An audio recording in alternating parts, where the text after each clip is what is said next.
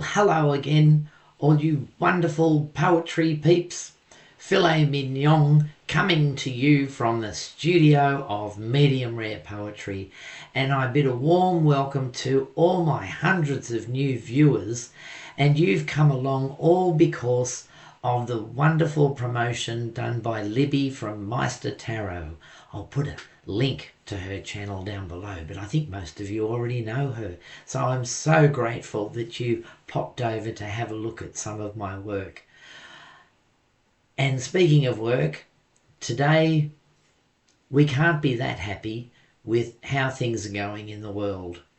And it's been playing on my mind for some time that there's got to be a way for us as normal human beings can change the situation that our leaders have put us in and the way the world is going.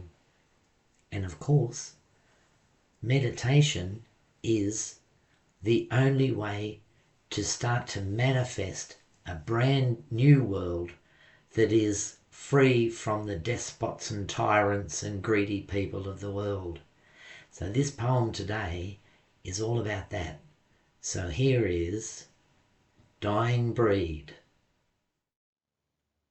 Dying Breed by Filet Mignon. Have you noticed the trend that a bunch of old men are in charge of the world's populations, and the job they are doing and goals they're pursuing could lead to our species' cremation? The miserable curse of this system, perverse, is we mostly stand by and just let them. We largely ignore and at times we adore all the drama that comes with the mayhem. These blokes have spent years climbing over their peers to assert that their egos are better, to bully their way over all in their way for the prize of the ghastly go-getter. It can be the case that this power grab race has been nurtured through long generations, though some are imbued with a sense they've been screwed, and so hatred becomes their foundation. As their age now impedes their foresight over greed, they care less for the folks in their keeping. Exploiting the poor, they expect more and more, and their fruits, although spoiled, they are reaping. Then in sets the rust. They can no longer trust their opponents who envy their power. Paranoia takes hold, and they cling to their gold that they've stashed in their ivory towers. Their castles are grand, built on footings of sand, places common folk never would enter. Faux testosterone draws in gross silicone with false women who are their tormentors. Jealousy grows and the cracks start to show, for their cold hearts won't take criticism. They tend to lash out with a military clout, getting others to push their fascism. As these despots grow old, their carnality folds. Physicians try hard to inflate them. Steroids and pills try to vanquish their ills, but a headstone will always await them. They resort to a double to keep up the bubble of proof that they're still in control. While in bed they are joined to a tube up their loins, draining all of the pus from their plug hole. To build tourist plazas, they've bombed poor starved Gazans, a display of disgusting revulsion. And battered Ukraine has endured so much pain, while the Tsar's brain turns into emulsion. The cowardly Trump, who can't clear his bilge pump, turns the soldiers upon his own nation. He fears his own fate, thus dividing his states in a way to relieve his frustration. Old media feeds have bought into the greed, serving diets of cheap propaganda. They peddle the fear that themselves do adhere through the wrath of their orange-red panda. If only these fools got their hands off their jewels, they would notice that they're also human. Real leaders inspire, showing all can aspire. In Earth's boat, we are all equal crewmen.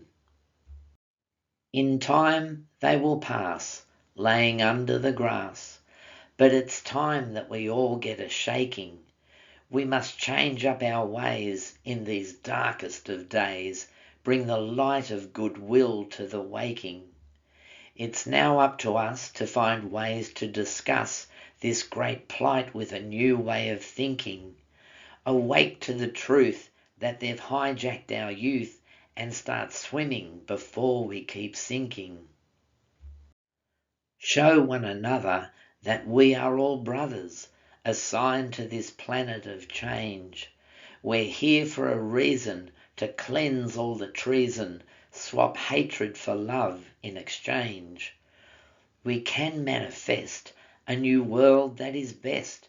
Imagine a paradise green. Hold on to that thought, then the peace we have sought will emerge as the new global scene. This may appear trite, as the norm is to fight, as repeated by parents and leaders. But look at the past, and be shocked and aghast. We're a cycle of dumb-bottom feeders. Now we all need the loo for the odd number 2, a place where we find peace in private. For a minute or two, just imagine a new peaceful world, and our thoughts will now drive it. A focus on rage will endorse history's page. There's abstraction galore out on YouTube, but critical mass will be found passing gas, the creation of peace on your loo tube. And as the world turns, all good thoughts start to burn. The momentum reveals what we need. Outthinking the cruel will then drain the cesspool, speeds the doom of the old dying breed. The power of meditation is unbelievable when it comes to manifesting anything that you want. Now, you don't have to spend hours sitting on top of the hill with your legs crossed and your hands in the prayer position like some guru. All it takes is 1 or 2 minutes of focusing on what you really want.